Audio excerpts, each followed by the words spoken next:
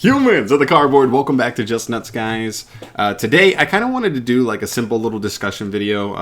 Nothing too crazy news-wise, and I'm waiting for the new Legendary Duels Water stuff to come out to do all of those deck profiles and those videos on the new Water stuff. But until then, I just want to do like a fun video, discussion video, talking about something that's just on my mind.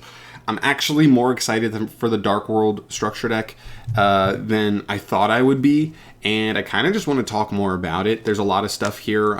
So the main focus of this video is probably going to be like, one, where we're at so far with the first 4 cards revealed the other day, and what I want to see with the last 4 cards, right? Because, you know, depending on how they finish here, this could be the difference between this deck kind of just being about as good as we look right now with the 4 cards revealed, or like potentially even like legit tier 1 potential. I think is like the absolute ceiling.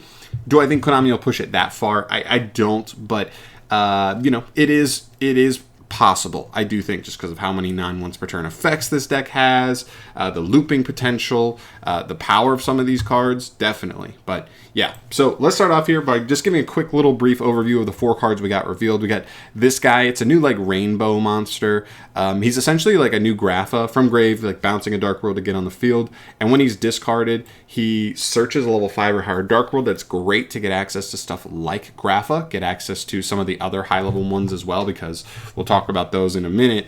Like, they're so good if you can set him up to be discarded by your opponent's effects with the new boss monster. It's insane. And if he's discarded by an opponent's effect, you can also special summon a level 4 or lower Dark World from either deck or graveyard to either field. So there's 2 main points with this. The first thing is you can summon Ceruli. We'll talk about him in a sec as well. The second thing makes me go, other than Ceruli, like, no good Dark World monster that's level 4 or lower actually has an effect on the field. Could we potentially get a Stratos-esque monster or like a Dark World monster that actually has a decent effect on your field to be able to turn out with this effect? That could be huge. The deck definitely feels like it's lacking a little normal summon. Next up, we have Dark World Puppeteering. This one was okay. I do think it's interesting because it targets any 3 cards in the graveyard, banish them, then discard a fiend. It is a quick effect, so being able to discard stuff like Grapha for pops and other stuff on the opponent's turn is still pretty good, as well as hitting the graveyard disruption. It's probably a searchable one of in the deck, and it also has like recursion. It lets you get like a banished fiend from banished back to hand. Pretty good. Then you get to this guy. This guy is probably the single most powerful card we got released here, as far as like giving the deck an awesome win condition. It's a new Grapha monster. It needs Grapha specifically, plus any dark, so a little bit of generic openness there. But when your opponent activates any normal spell or trap or a monster effect, you change that effect to your opponent discards 1 card. This is exactly what I wanted to see. I wanted to see an easy to set up like end board piece that forces your opponent to discard a card, and I love that it's not just like give this to your opponent. It essentially negates their card pretty much because they don't get their own effect that they wanted, but now it's forced to like give you something like discarding a Silva, a Gold, a Grapha, or really anything that's going to get you value, but particularly adding an interruption can be even more insane. On top of that, if this card leaves the field by your opponent, you can summon a Grapha that's banished during Grave. Then each player discards a card, giving you more potential discards, but also floating into Grapha, which is really, really nice. This card's insane. A really, really good card. It's also 3,200. Hard to clear over. This thing is a beast. It also makes your combos better, because once you summon him, he's a monster to gate, essentially. So, yeah, insane. And the last card is probably the second best card out of this support, is Dark World Ascension. It's also a quick play, just like the other one, and it's a fusion spell. It allows you to, either banish from your field or graveyard if you want.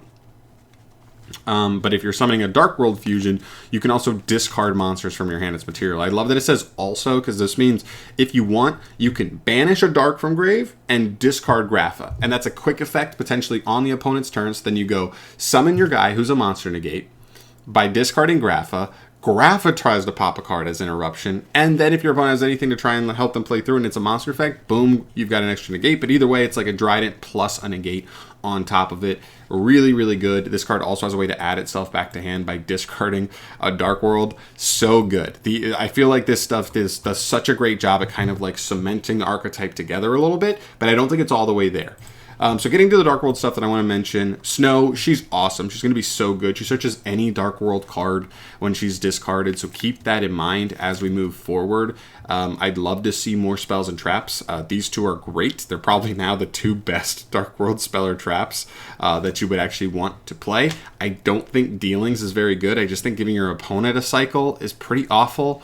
In modern day Yu-Gi-Oh, where like most decks have solid graveyard synergies, just letting your opponent set up their grave and get another card for free is just bad. Just not good. Like, even though the card's going to be really good for you, it could easily be good for your opponent as well. So it's not like you're just going plus. Like, you could both be going plus, which is not where you want to be. So really super interesting. So if he's discarded the graveyard by a card effect, he summons himself to your opponent's field in defense position. And then when he's special summoned, he forces, it's a mandatory effect where your opponent must discard one card. So essentially you give this to your opponent by either just discarding him or special summoning him off of this guy onto your straight to your opponent's field, and then he'd give you a discard. So it's a way to get your discards by technically an opponent's card effect, which means you get like your bonus Dark World effects. Some of those great ones are, of course, Grapha. He's a pop, and then he lets you potentially like steal a monster from your opponent's hand. Really nice. Gold, which would just be summon himself and then pop 2 cards. Just pop 2 cards. Cool. Nice. Awesome. And then there's Silva. So this would be, in my opinion, if this deck actually becomes really, really good, this card will be the card that gets banned. 1, of course, none of these are hard ones for turns, but 2, Silva says if he's discarded by an opponent's card effect, he'll summon himself firstly, 2300 beater, not bad anyway, and then if he's discarded by an opponent's effect, he'll force them to put 2 cards from their hand back on the bottom of their deck in any order. That's insane. That's so broken. I mean, we talk about how Moonland Glacia will be the first card banned for Mermails if they ever become tier 1 again. And this is kind of the same thing, especially even more so since this guy is not hard once per turn at all. So theoretically, if you could get your opponent to discard him twice, you could force your opponent to put 4 cards back on their deck. Absolutely insane. Not only that, but with the new cards, he becomes a lot more searchable than he was before, particularly with the new monster, right? Being able to just search any level 5 or higher or Dark World becomes very easy now. He's crazy. The goal is going to be pretty much set up the fusion with this guy in hand, so that way you've got not only a negate, but then a way to get rid of 2 other like resources your opponent has, and then he'll have at absolute most 3 more cards to use. And that's with, like, you still have the big body of the fusion guy on field. You could have other interruptions. That's just the basic, like, pieces you want to get to. You also have Lucent. Lucent's really interesting. He'll summon any fiend straight from deck if he's discarded by an opponent's card effect. He can actually summon to either side of the field. So you could actually go into him, into a Ceruli if you wanted. I don't know if you'd want to do that, but he's also super interesting. I'd have to go through and look at the overall pool for all Fiend monsters, but it made me think of like Lilith, being able to like just make a Lilith, and then like Lilith gets you into a trap, which could be something like, I don't know, like Paleozoic Dinomischus or something. That's an interruption that could also trigger other Dark World effects, something like that. But in that idea, you kind of have to inherently play a handful of traps as well, which kind of mucks up the way you kind of probably want to run Dark Worlds anyway. But who knows? I mean, there's also a possibility that out of these last 4 cards, we could see a new trap card. And maybe that makes it a little more interesting if the trap cards are that good, because you just go, yeah, I'll get Lilith. It's getting me my awesome Dark World trap card. I don't know. And the last thing, the last couple spells that are interesting that already exist for Dark Worlds are the Field Spell. Still not a bad card. Gives a 300/300 buff to all fiends, and banishing a fiend from grave to discard a fiend to then draw a card kind of helps you cycle, get deeper into the deck, trigger more Dark World effects. Not bad. Definitely not a bad card at all. And then you get to charge into Dark World. But also, this is so much more searchable now. I think just with how many more cards we're getting, this is going to be a lot more searchable. All the spells and traps are. So I do think this card could be just a nice one-of. You don't need to like hyper focus on opening it, but it's a card that, sure, if you kind of have access to a lot of everything else, just also get this on top of the board, and being able to do this every turn gets very, very overwhelming resource-wise for your opponent. And then Charge. This is the one that's actually a newer one, and it's one of the very few hard ones per turn Dark World cards, but it targets any level 4 or lower fiend in grave, special summon it, then discard a fiend from hand. So actually a really interesting card. Again, this is another card that kind of hints to me like, we don't have a great card that allows you to that like gives you a lot of value when it's summoned that's level 4 or lower. So again, I look back on everything and I'm sitting here and I'm going, we've kind of got some hints here at like, will we actually get a good normal summoning? What if we just got like a Stratos? But like it's a Dark World Stratos. So it'd probably be when this card's normal summoned, add one Dark World card from deck to hand, then discard one card. Right?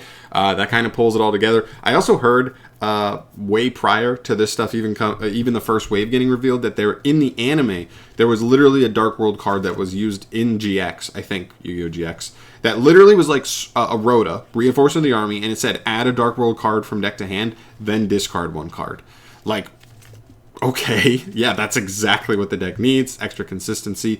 But I still love to see one more good interruption. I know that the fusion card gets you an interruption, and the discards from it could also add extra interruption, but I'd want to see a card that like actually is interruption. Like maybe it's a trap, I don't care, but maybe it's just, even if it's trap where it's just like a decent one-of, where you kind of already have everything else. Let me also get my awesome trap. Or in the grind game, you have a search off of snow, but that's the card you want to go for. Cool. Set it up and get an interruption that way. Again, it could be anything, any kind of interruption, but as long as it's like solid, like I'd be happy there. So I don't know. It's strange. I feel like they're in such a good spot because I feel like this first 4 cards were really good, but I also don't think Konami would just let the last 4 cards be complete duds all over. So I do think they're going to do something good, but normal summon would be awesome. Like a monster on field that kind of helps things get going. A lot of the Dark Worlds are, well, not all, like almost all of them, pretty much all of them, are very dependent on being discarded. So it'd be nice to actually have a monster to add to the deck that also helps you get the discards going. And maybe bait hand traps because your opponent could think like, oh, I can brick him up on this. But you bait the hand trap there. Now you've got all these other cards in hand that just kind of pop off anyway. And you have the body on field bounce and, you know, with all these extra revive effects on other turns and whatnot, could also trigger him and get you resources flowing. Like, that could be really, really cool. The only other things there is, like, extra deck stuff that I can think of. I've talked about a Link 1, how it would probably be the smoothest way. If they didn't even want to make a good normal summon, just give them a Link 1 that says, like, add a Dark World from grave back to hand, then discard. But, like, for a Link 1, that's still pretty insane. You just have to, like, type lock it really hard, make it, like, require a Dark World monster as material, and maybe force it to discard a Dark World, so you can't just like add and discard and like do it generically in other decks. Or a Link 2. I could even see a Link 2 being decent, especially if it like actually got you good value, or maybe was like an interruption in a Link 2. You don't see those very often, but we've seen stuff like the Ancient Warriors Link be really solid. So yeah, maybe it could be a little more Fiend generic. I feel like there are definitely some other Fiend decks that would appreciate a good generic Fiend Link 2 that was like actually good. Master King Archfiend is cheeks. And there's really no other like great Fiend Link 2s aside from that I can think of. So I don't know. 4 more slots. Hopefully they come through. I feel like this first wave was awesome. I think they're all cards that are going to be played. Absolutely. The arguable one is like the Banish 3 from Grave, but that's the only one that's even arguable. The rest are like, yeah, mandatory. Like, you're going to play them for sure. But there's so much untapped potential here. I really hope they capitalize on it and just kind of add just more depth to the deck. It's what I want more than anything. 4 more cards. I really think they can do it. I feel good. But yeah, those are my overall thoughts there. Sorry if they're a little jumbled. This is just kind of like a freelance discussion video on Dark Worlds and where they're at right now. But I'd love to hear your guys' thoughts. Definitely let me know what you want to see out of the last 4 cards here and where you think the deck is like now, just with the first 4. Because I'd love to hear that and see what people are thinking. See what you're like labbing with so far. But yeah, I'm out of here. Thanks for watching. Subscribe if you haven't. Want to see more discussions like this down the line. And I'll see you in the next one. Peace.